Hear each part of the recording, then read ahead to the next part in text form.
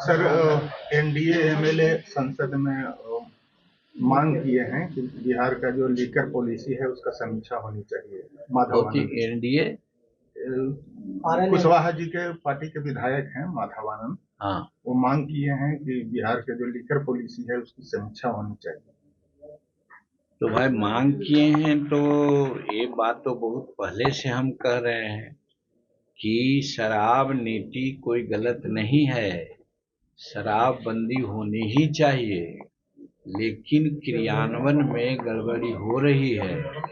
इसीलिए हम नीतीश कुमार जी से बार बार बोलते रहे हैं और हम धन्यवाद देते हैं नीतीश कुमार को कि हमारे ही कहने पर वो तीसरी समीक्षा उन्होंने की है। और तीसरी समीक्षा में प्रावधान है कि जो मामूली रूप में पी करके जाता रहा हो उसको पकड़ना नहीं है। यहाँ तक के कि अगर पाभर आसिर ले करके घर पर जा रहा हो कोई मकसद से बोतल में, तो उसको पकड़ना नहीं है, तीसरी समीक्षा में है। लेकिन हमारे जो यहाँ इम्प्लीमेंटिंग अथॉरिटी हैं वो उसी को पकड़ते हैं जो पी करके जाते रहा हो घर पर, जो पावर ले जाते रहा हो उसको। और ये लोग जो बड़े बड़े 1000 लीटर 2000 लीटर लाख लीटर के तस्करी करते हैं उसको पैसा लेके छोड़ रहे हैं। तो इस चीज को नीतीश कुमार को कर्व करना चाहिए, इसके लिए समीक्षा करना चाहिए एक चीज। और दूसरी मामला ये है कि शराबबंदी से बिहार सरकार को बहुत आर्थिक क्षति हो रही है। ये भी नीतीश कुमार को सोचना चाहिए। किस लिए?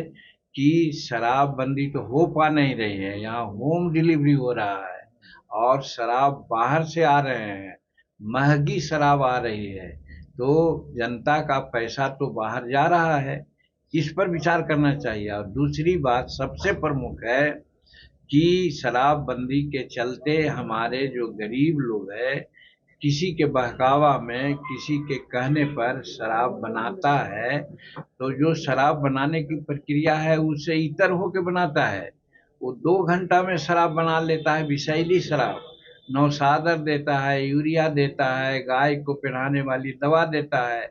और वो विषैली शराब गरीब लोग पीता है, अमीर लोग तो बड़े बड़े लोग 10,000 20,000 50,000 का बोतल पीते हैं, उनको दिक्कत नहीं है। दिक्कत है हमारे गरीब लोगों को जो मेहनत कश है, अपना कोई कारण से थोड़ा पी लेता है, लेकिन वो शराब नहीं पी रहा है, वो विषैली विष पॉइजन पी रहा है। और इसके चलते हमारे जितने भी शेड्यूल कास्ट के लोग हैं और खास करके भैया मुसहर, उसकी लॉन्गेविटी कम हो रही है। हमारे सामने हमारे साथ काम करने वाला विशु मांझी हमारा समवयस्क था, आज 5 साल पहले वो दुनिया से चला गया इसलिए कि वो शराब पी रहा था। उसी प्रकार से अन्य लोग हैं हमारे। आज हम तो हर रोज गांव जाते हैं, आज भी गांव जाएंगे, उस गांव में देखते हैं कि हट्ठा कट्ठा नौजवान भैया का आदमी आज देख रहे हैं कि ट्यूबरकुलोसिस से पीड़ित है, तो वो है। और अंतिम बात यह है कि जो लिटिगेशंस हो रहे हैं 6 लाख के आसपास में शराबबंदी के चलते लिटिगेशंस हुए हैं, उसमें देखा जाए तो 4 लाख 3.5 लाख हमारे शेड्यूल कास्ट के लोग ही इम्प्लीकेटेड हैं। कोई जमानत पर हैं, कोई जमानत लेने की प्रक्रिया है, कोई भागे फिर रहे हैं, इत्यादि इत्यादि कर्मों से। तो इस तरह से शराबबंदी का समीक्षा तो होनी ही चाहिए। नीतीश कुमार जी को चाहिए कि अपने जो तंत्र है उस तंत्र को गियर अप करें। और जिस प्रकार से आज सम्राट चौधरी कस करके लॉ एंड ऑर्डर मेंटेन करने में लगे हुए हैं और अनेक प्रकार की बात कर रहे हैं, एक ध्यान यहाँ भी जाना चाहिए कि वैसे लोग जो गरीब लोग को पकड़ता है उसको कम से कम सजा देनी चाहिए। सर, तेजस्वी यादव यात्रा पर निकल रहे हैं होली के बाद।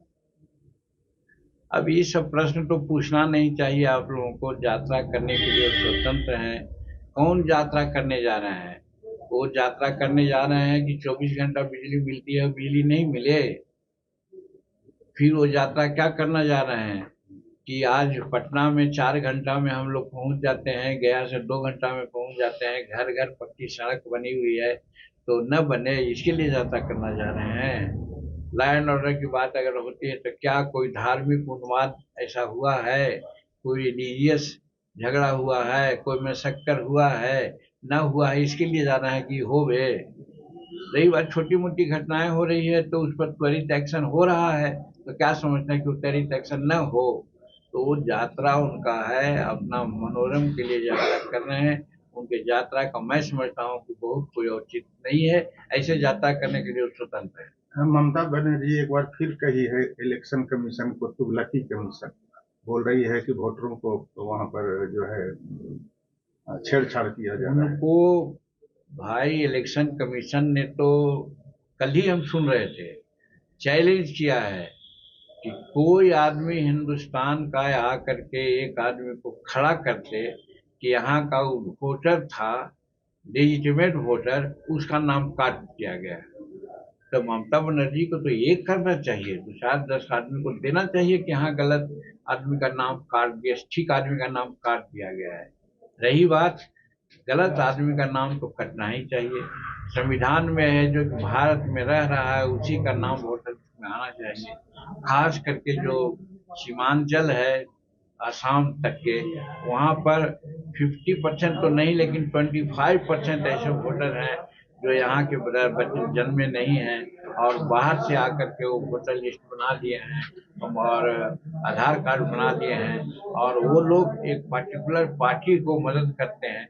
तो वैसी परिस्थिति में कोई पार्टी को मदद करने इससे हमारे एनडीए का कोई मतलब नहीं है। मतलब ये है कि जो यहाँ का वैध वोटर है उसका नाम नहीं कटे और अवैध वोटर है उसका नाम कटे। इसमें इलेक्शन कमीशन काम कर रहा है तो हम उसको धन्यवाद देते हैं। और ममता बनर्जी अगर कहती है तो उनको डर हो गया है क्योंकि वो गलत वोटर के बल पर ही जीतते आ रहे हैं। अगर ठीक वोटर का वोट पड़ेगा तो उनकी सत्ता चली जाएगी, ये डर से वैसा बोल रहे हैं।